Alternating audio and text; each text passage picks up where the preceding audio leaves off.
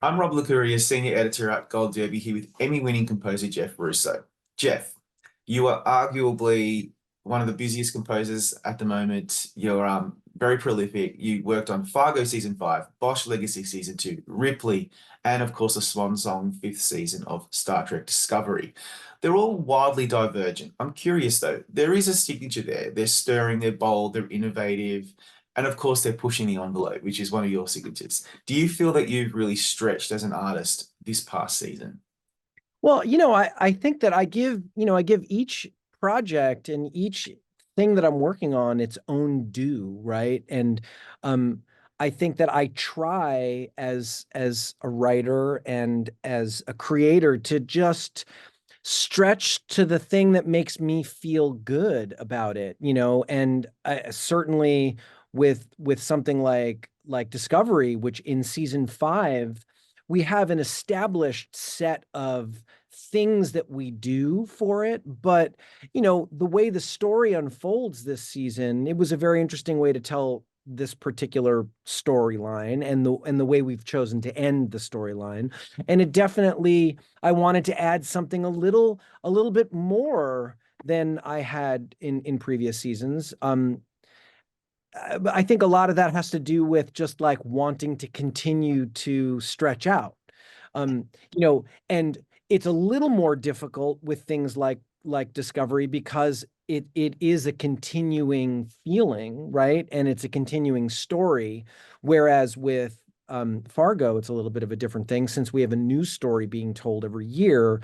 And I get to reimagine what that score is going to be every season. Mm. And that I'm very fortunate to work on something like that where I get to I get to stretch out every year only because the story is different. Yeah. So it's a little different there. And obviously, so with Ripley, that was completely new, completely different. And it was a very interesting way to tell that story. And Bosch, for me, was a different type of storytelling altogether, which I really enjoy telling that story. So, I think every little thing gets their own little bugger. Yeah, the thing is, like, yeah, as you say, you do have to, particularly with continuing a series, you can't just completely reinvent Discovery in season 5. That wouldn't work. But you can certainly introduce certain elements and cues to give it its own flavor. So, for example, I mean, look, let's actually talk about Discovery. So, um, it's enjoying this renewed interest and appreciation now that it's going out with a bang in its final season. I'm really invested in where this show is taking us to wrap up 5 years. I'm just curious, when you started working on season 5, how did you feel about saying goodbye to this show after all this time? We didn't know when I started. Oh, We really? Yes, we didn't know until later, much later in the season. At the beginning of the season, as we started, there was no, I mean, there wasn't a thought one way or another. I think that um, we thought maybe we would tell a season 6. There wasn't a set date at the beginning of season 5, so there wasn't that urgency. I didn't have the, oh my God, how am I gonna wrap this all up? How am I Yeah. gonna, sort of bring together all the thematic motifs, and how am I gonna bring it all together from a storytelling device? So, you know, it wasn't until much later in the season that I had to then figure out like, oh God, okay, I got to figure out how to finish this story. Right. But I would Yeah. say that the way we were telling this story in this season was a bit of a departure from the last few seasons. That was always the case. It was always going to be this race against time. It was always going to be this sort of, as swashbuckling, so to speak, as we've ever been in this storytelling. So it's a lot of fun. One of our main goals this season was to have as much fun as we could. Wow. I love how the season's giving us throwbacks to classic Next Generation, old school Romulans, progenitors. Did that storyline inspire any particular cues that allowed for some nostalgia and emotional character arcs, as in addition to all the swashbuckling and the adventure that this season gives us? Well, I had to figure out like what the Breen sounded like. I had to figure out like how to uh tell the story while still staying in our relative vernacular. But yes, like the idea of the progenitors certainly was something that I was like, oh, okay. So we have these extending storylines and extending characters that we have known about. Right. So, how do I bring that in, not just be old school, but sort of incorporate that feeling into what we do now? So that was a lot of fun. That was certainly a lot of fun. And the idea of this map being a really important part of of the story as we race towards the end, that was an important discovery for me, like what the theme for the map would be and how to employ that, because the map is the thing that's keeping us going, and we find different pieces as we go. It's one big sort of puzzle. Yeah. As you say, Fargo is a different story because of its anthology format. You get to kind of stretch a little more and give the show its own, the season its own tone. Did you, how hard was it to keep those recognizable callbacks to the original Fargo themes that you created, but then infuse the show with its own tone, given that it was quite different this season? That's always interesting for me every time I go to do Fargo. There's one theme that has gone across all seasons, which is that wrench and numbers sort of percussive theme. And then, of course, the main theme that I wrote for season one. Other than that, all the melodies and all the motifs, they all become new again. So I have to always figure out a way for these new melodies to fit inside of the vernacular of that the show is what the show is.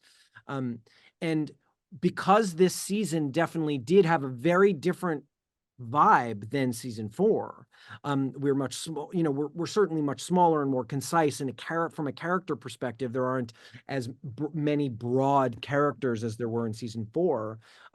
I had to sort of focus what those themes might be. And I had a long time leading up to the production, where, because I had a bunch of scripts early on, I got to write themes for all the different characters that I thought needed themes.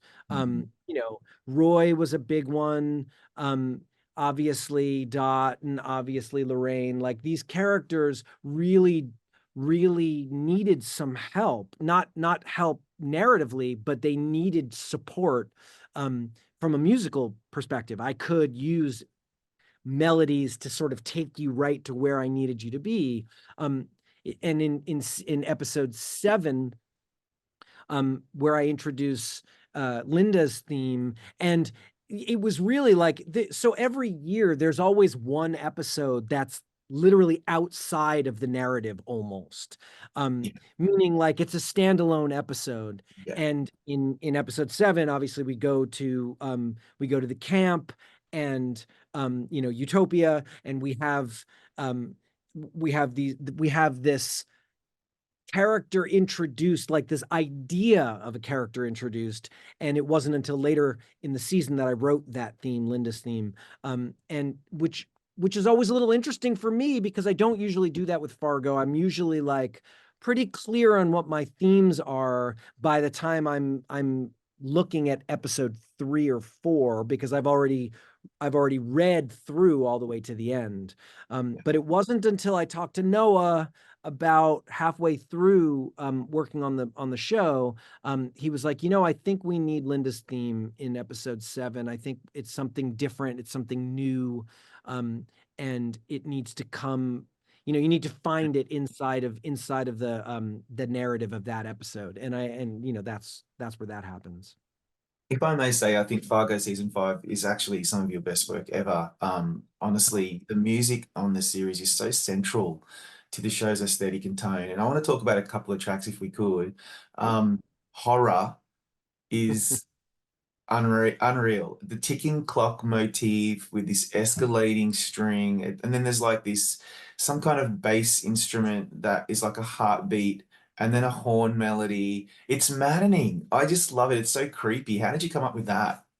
You know, that particular thing, like early on in working on the score for this season, Noah and I talked about Munch and his character and how to treat his importance in the storytelling, and that is from a much more like a much different device than we've ever done before. And it was way more of like we have to look at that part like a horror movie. It's a horror movie.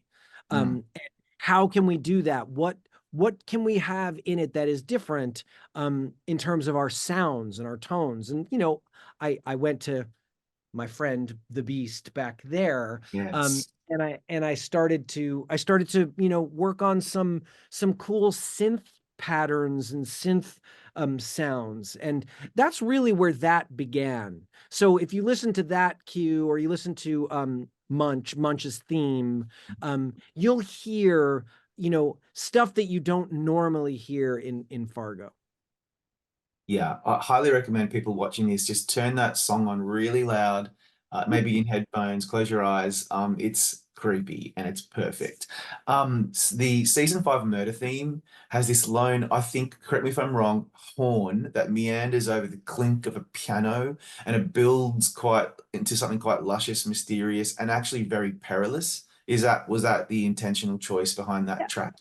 I mean, the intentional choice for that particular theme in all seasons, because each one has a different Yeah. murder, um, is always to build the tension, and then play the drama of it. And that's where it sort of releases itself later on in the piece.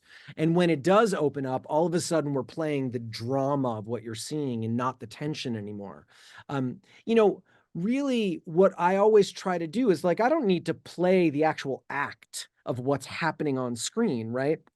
Mm. I always like to build tension around it and then let it play and then play the drama of the aftermath of a murder, and that's really how we've treated a lot of how characters interact with other characters on that level. And when there's a murder or when there's a death or when there is something very untoward going on, we're more likely to stay away from music until you feel what has happened, and then the drama, music and the drama together sort of play this big moment.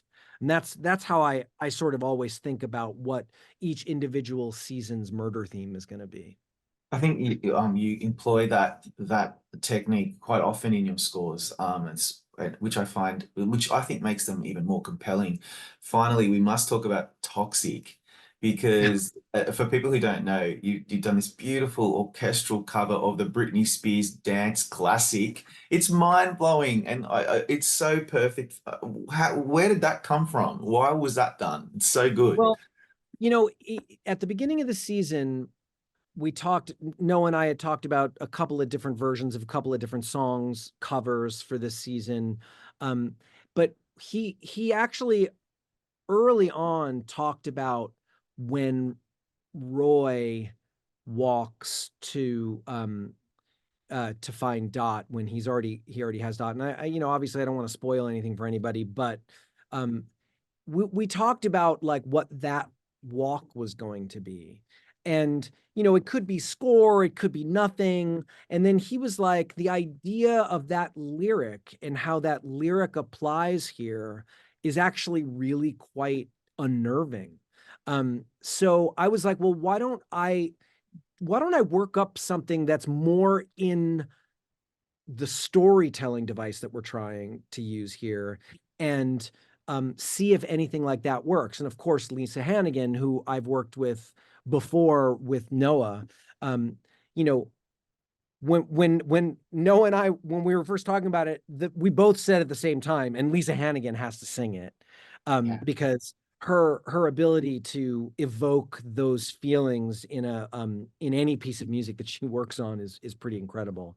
So when when I delivered it to him, he was like, "Oh yeah, this is great." And then he dropped it in on that walk, and the whole walk. And again, that walk had been cut down. And I think they made the whole thing even longer to to work with the tune, because it's every minute or every second that you have your eyes on Roy as he's walking and you're hearing the song, and it's literally, it's mind blowing how it pulls out all that tension. Yeah, it's highly recommended for people to watch that whole sequence, as it really is amazing. Let's switch gears to Ripley. To me, that's film noir perfection, and I figure you get the assignment. Do you lean into the hallmarks of noir, like dissonant notes, atonality, somber jazz and blues, or did you really want to reinvent the genre to some extent? Well, you know, I mean, reinventing the genre is like, I don't have that kind of hubris. I, I, I, when I first talked about it with Steve, and we talked about like what the show was, my original idea was, I think, a little more romantic, because 1963, Italy, and that was just where I went initially. But, Steve was like, no, no, no, that's not the show that I think we should be making. I think we're making a thriller, a noir thriller that is about a psycho. And there's nothing pretty about that. There's ugliness there. And all of that pretty that we see has to be juxtaposed against the tension that we feel and the dark that we have, there. And at the same time, we still have to sort of tip our hat to the fact that we're in Italy and it's 1963. So he was like, look, if you ever have a if you ever have a trouble figuring out what to do, you have to sort of imagine, like, what would the composers of the time have done? What would Ennio Morricone have done? What would have Nina Rota done? In the context of a noir thriller in the early 60s. Like, what does that sound like? How do we do that?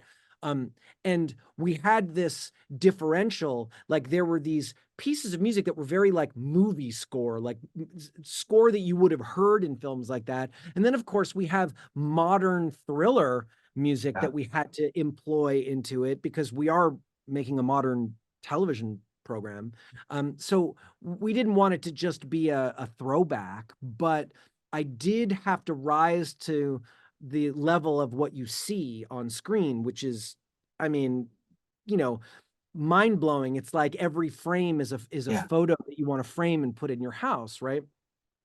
So I wouldn't say that I wanted to reinvent anything, but I wanted to tell the story, and I wanted to be there for Steve and the way he wanted to tell the story, which is from a very bare and spare, I should say, spare and yet really tense filled environment. There's a lot of sound that is just incredible. And where I was able to bring all of that tension out is in those odd sounds, dissonant notes. And then there are these moments of Sicily, and I had to write these very Sicilian parts with, accordion and all that kind of stuff. And that was, to me, that was a lot of fun.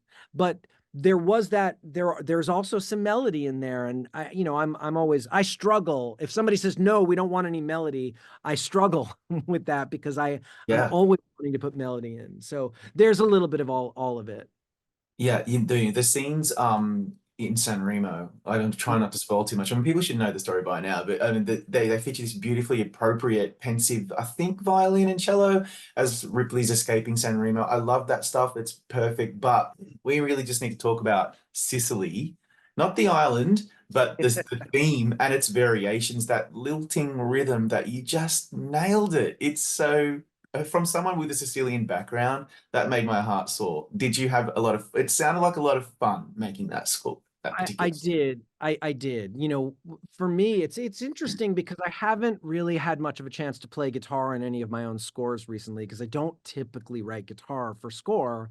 Um, but in this particular case, I picked up my classical guitar and I was like, oh, I can actually do this. Like I can play this and write the melody. Bam, bam, bam, bam, bam, bam, bam. I could play that on guitar, and then so in that way, it was a whole lot of fun. And then doing the things that adding all of the individual little accoutrement to that particular type of music, like the mandolin and the accordion, and then have it play on the orchestra. And it was, to me, that was the fun part of it. And also when we use it, it sort of creates the fun in the show as well, because it's not all dour and dark. It's not just about that.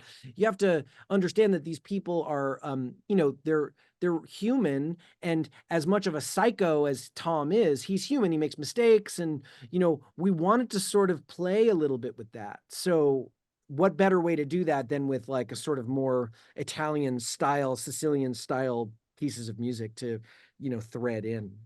I think I probably would have felt really ripped off had you not leaned into that Sicilian and Italian influence. And you just give it to us with such, it's such joy while we're watching something quite horrifying in many respects. But it's just such a great series, and I really appreciate all your beautiful work on it, on Fargo, on Bosch Legacy, and Star Trek Discovery. Jeff, mate, thank you for your time today. Thank you so much, man. It's always a pleasure to talk.